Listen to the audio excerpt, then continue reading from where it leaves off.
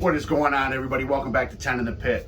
My name is James. I'm going to go over some simple ball markings that are on pretty much every bowling ball that is current in the game right now. Give you a little bit of details and some information on what they mean to you and your layout, and to give you some knowledge that'll help you be more selective or be more knowledgeable in the purchase of a bowling ball. They're not paying my bills.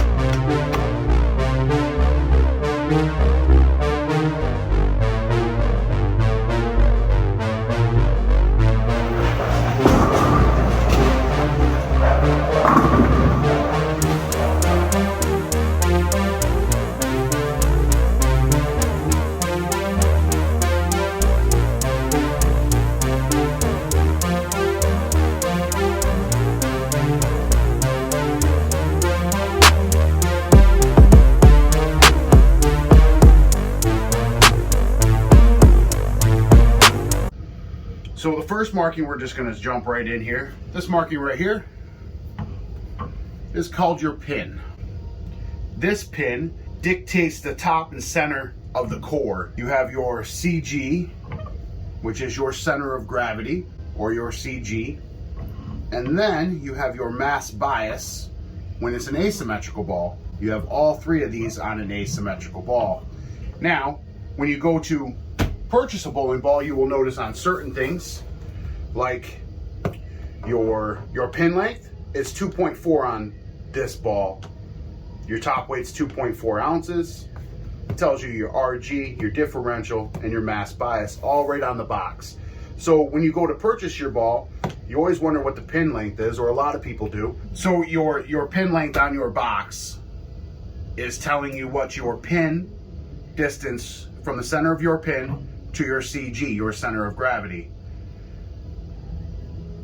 So 0 to 1 is going to dictate what your ball does before you even drill it. It is going to give you a smooth arcing shape, and which will make the ball, or force the ball to pick up a little earlier in the lane. So for my speed dominant guys that are looking for a little bit more shape, you want to search out your 0 to 1 inch pin to CG.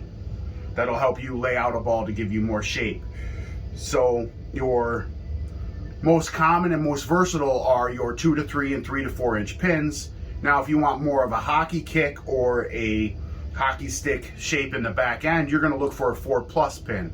That's going to allow the most snap off the back end before you even drill it or put a layout on it.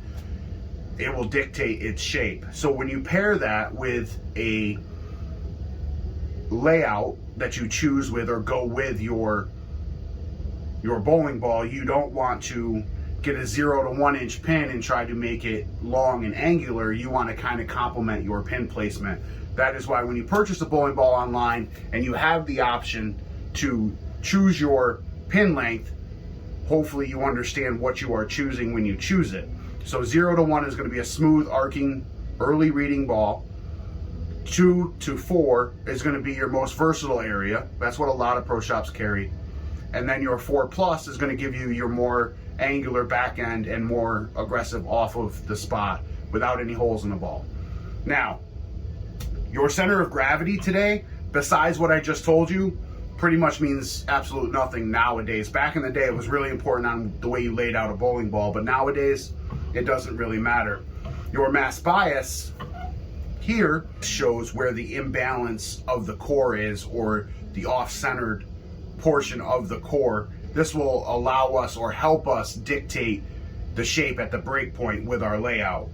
And back to your pin placement to your positive access point, let's just say roughly here, the distance here dictates your flare potential. So your flare potential, the strongest you can get to the most flare potential is 3 3/8 of an inch.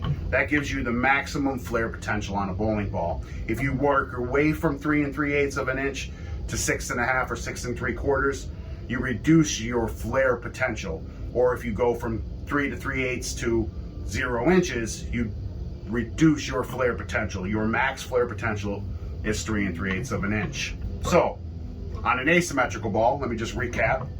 You have your pin, center and upmost part of the core, your center of gravity or your CG, and your mass bias. Those are your three markings.